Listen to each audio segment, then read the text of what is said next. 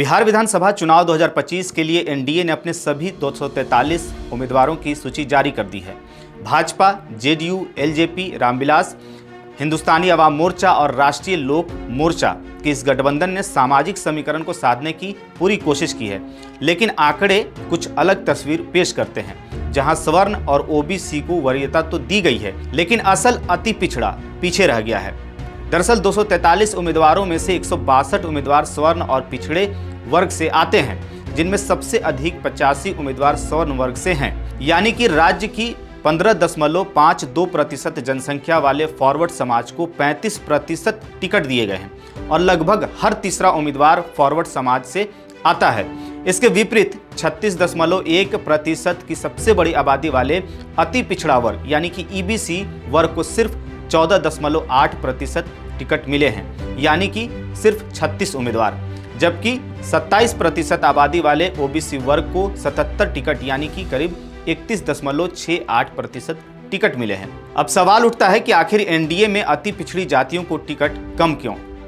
जातीय सर्वे के अनुसार जो आंकड़े हैं उसके बारे में अगर आपको बताएं तो ईबीसी यानी कि अति पिछड़ा वर्ग 36.1% है, आबादी है उनकी। ओबीसी जो पिछड़ा वर्ग है उनकी आबादी 27% है। फॉरवर्ड 15.52%, मुस्लिम लगभग 17%। फिर भी टिकट बंटवारे में फॉरवर्ड को 85 टिकट यानी कि 34.97%, ओबीसी को 77 टिकट यानी कि 31.68%, ओबीसी को 36 टिकट यानी कि 14.81%, एससी एसटी को 40 टिकट आरक्षित सीटों के अनुसार और मुस्लिम को सिर्फ 5 टिकट यानी कि 2.05%।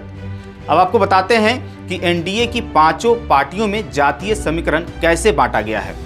पहला पार्टी अगर देखें तो बीजेपी जो 101 सीटों पर चुनाव लड़ रही है, जहां 49 फॉरवर्ड को टिकट दिया गया है, जिसमें 21 राजपूत, 16 भूमियार, 11 ब्राह्मण और 1 कास्त शामिल हैं। 30 ओबीसी को टिकट दिया गया है, जिसमें 15 वैश्य, 7 कुशवाहा, 6 यादव और 2 कुर्मी, 12 एससी एसटी और मात्र 10 ईबीसी को टिकट दिया गया है। मुस्लिमों की तो बात छोड़ दीजिए, बीजेपी में 1-2 मुस्लिम नेता हैं जिनके चुनाव लड़ने की इस बार चर्चा थी, वो भी इस बार साइड लगा दिए गए हैं। इनकी संख्या इस बार 0 है। अब जेडीयू की बात करें तो जेडीयू भी 101 सीटों पर चुनाव लड़ रही है, जहां 37 ओबीसी को टिकट दिया गया है, जिसमें 13 कुशवाहा, 12 कुर्मी, 8 यादव और 4 वैश्य। वहीं 22 फॉरवर्ड को टिकट दिया गया है, जिसमें 10 राजपूत, 9 भूमियार, 2 ब्राह्मण, 1 कायस्थ हैं।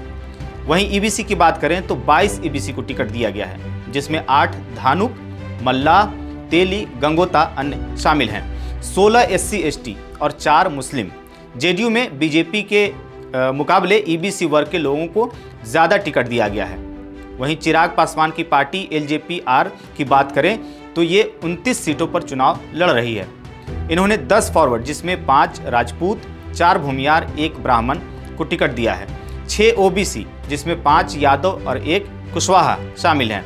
8 एससी और 4 ईबीसी और 1 मुस्लिम को जगह मिली है। जीतन राम मांझी की पार्टी हम की बात करें तो इनको 6 सीटों पर चुनाव लड़ने का मौका मिला है, जहां इन्होंने 4 दलित और 2 फॉरवर्ड क्लास के लोगों को टिकट दिया है, जिसमें दोनों भूमियार शामिल हैं। और ईबीसी 0, ओबीसी 0, मुस्लिम भी 0 हैं। उपेंद्र कुशवाहा की पार्टी आरएलएम की बात करें तो इनको भी 6 सीटें मिली हैं। इन्होंने 2 फॉरवर्ड जिसमें 1 राजपूत और 1 भूमियार को टिकट दिया है और 4 ओबीसी जिसमें 3 कुशवाहा और 1 वैश्य शामिल हैं। अब बात करें कि इंडिया गठबंधन की, तो इस बार एनडीए को टक्कर देने के लिए महागठबंधन ने अपने सामाजिक समीकरण को विस्तार देने की रणनीति अपनाई है। राष्ट्रीय जनता दल, कांग्रेस, वाम दल और वीआईपी ने अब तक जो प्रत्याशी उतारे हैं उनमें परंपरागत वोट बैंक के साथ साथ अन्य वर्गों को भी साधने की स्पष्ट झलक दिख रही है। कांग्रेस ने सवर्णों और मुस्लिमों पर फोकस तो किया ही है, साथ साथ ईबीसी को भी मौका दिया है। अब तक कुल 61 उम्मीदवारों की घोषणा हो चुकी है।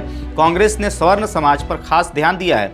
पार्टी ने 8 भूमियार, 6 ब्राह्मण और 5 राजपूत उम्मीदवार उतारे हैं, जिसका कुल योग 19 स्वर्ण उम्मीदवारों का होता है। यानी कि फॉरवर्ड जाति से कांग्रेस ने कुल अब तक 19 लोगों को उम्मीदवार बनाया है। वहीं पिछड़ा वर्ग से कांग्रेस ने 10 नेताओं को टिकट दिया है, जिनमें 4 यादव, 1 कुर्मी, 3 कुशवाहा, 1 गोस्वामी और 3 वैश्य उम्मीदवार शामिल हैं। इसके अलावा पार्टी ने 6 अति पिछड़ा वर्ग यानी कि ईबीसी के नेताओं को टिकट दिया है। 8 मुस्लिम और 10 अनुसूचित जाति यानी कि एससी वर्ग के उम्मीदवारों को टिकट दिया है। 1 सीट अनुसूचित जनजाति के लिए भी घोषित की गई है। पिछले चुनाव की तुलना अगर करें तो कांग्रेस ने 2020 में 70 सीटों पर उम्मीदवार उतारे थे, जिनमें 34 स्वर्ण, 10 मुस्लिम, 13 दलित और 10 पिछड़ा वर्ग और सिर्फ 3 अति पिछड़ा वर्ग के प्रत्याशी थे। लेकिन इस बार पार्टी ने सामाजिक संतुलन बेहतर करने की कोशिश की है और अभी तक जो आंकड़े सामने आए हैं उसमें ईबीसी के लोगों को ज्यादा टिकट दिया गया है। वहीं आरजेडी ने सोमवार को 143 उम्मीदवारों की सूची जारी की है, जिसमें 52 यादव जाति के उम्मीदवारों को टिकट दिया गया है। 18 सीटों पर मुस्लिम उम्मीदवार उतारे गए हैं। 13 कुशवाहा उम्मीदवारों, अति पिछड़ी एवं अत्यंत पिछड़ी जातियों से 21, 20 अनुसूचित जाति और 1 अनुसूचित जनजाति के उम्मीदवार उतारे गए हैं। इतना ही नहीं, राजद ने 16 अगड़ी जातियों के उम्मीदवार भी उतारे हैं, जिसमें 7 राजपूत, 6 भूमियार और 3 ब्राह्मण शामिल हैं। वहीं अगर देखा जाए तो आरजेडी ने 143 में से कुल 70 सीटों पर यादव मुस्लिम उम्मीदवार उतारे हैं। यह पार्टी की एमवाई मुस्लिम यादव समीकरण की परंपरागत रणनीति को दर्शाता है।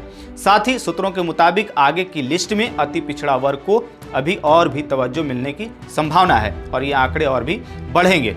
वहीं भाकपा माले यानी कि CPI-ML, भाकपा यानी कि CPI और माकपा CPM ने अब तक कुल 29 सीटों पर उम्मीदवार घोषित किए हैं, जिनमें 15 उम्मीदवार पिछड़ा वर्ग यानी कि OBC से, 8 दलित और 1 अति पिछड़ा वर्ग, 2 अल्पसंख्यक यानी कि मुस्लिम और 3 स्वर्ण, जिसमें 2 भूमियार, 1 राजपूत। सुपौल की पिपरा सीट इस बार CPI-ML के हिस्से में गई है, जहां अब तक उम्मीदवार की घोषणा नहीं हुई है। इन पार्टियों ने अपने अपने पारंपरिक वोट बैंक को बनाए रखते हुए सामाजिक विविधता का प्रयास किया है। उधर विकासशील इंसान पार्टी और अन्य घटक दलों ने भी अपने उम्मीदवारों के जरिए ईबीसी वर्ग को साधने की कोशिश की है। यह वही वर्ग है, आपको बता दें, कि जिसे नीतीश कुमार का कोर वोटर बैंक माना जाता है और इस बार महागठबंधन की कोशिश है कि ईबीसी की 36% आबादी वाले इस वर्ग में सेंध लगाई जाए। यही कारण है कि कांग्रेस, राजद और अन्य सहयोगी दलों ने इस वर्ग के साथ संवाद बढ़ाया है और टिकट देने में भी कदम बढ़ाया है। महागठबंधन ने जहां स्वर्ण, मुस्लिम और यादव वोटर्स को साधने के साथ साथ ईबीसी वर्ग को अपने अपने पाले में लाने की रणनीति अपनाई है, वहीं अभी भी करीब आपको बता दें कि 40% सीटों पर प्रत्याशियों की घोषणा होनी बाकी है।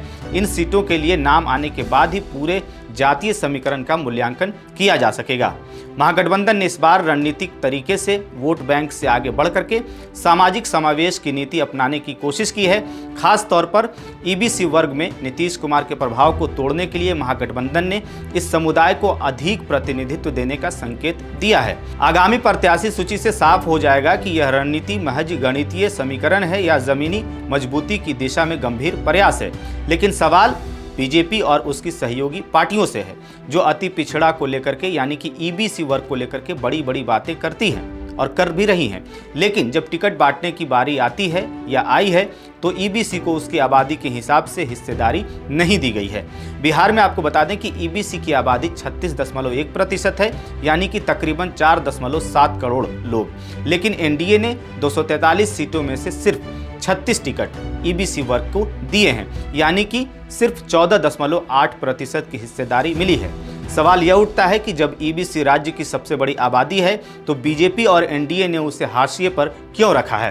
बीजेपी और एनडीए के नेता मंच से तो कहते हैं कि हम ईबीसी को सशक्त करना चाहते हैं, लेकिन जब वास्तविक प्रतिनिधित्व देने की बारी आती है यानी टिकट देने की बारी आती है तो उनकी प्राथमिकता स्वर्ण और ओबीसी बन जाते हैं। क्या बीजेपी का ईबीसी प्रेम सिर्फ भाषणों में दिखता है, टिकट वितरण में नहीं? आपकी इस पूरी खबर पर क्या राय है, कमेंट करके हमें ज़रूर बताइएगा। मेरा नाम है जानिसार खान, आप देख रहे थे द हिंदी टॉप। चैनल को सब्सक्राइब करिएगा और हमें इंस्टा, फेसबुक और एक्स पर भी फॉलो कीजिएगा।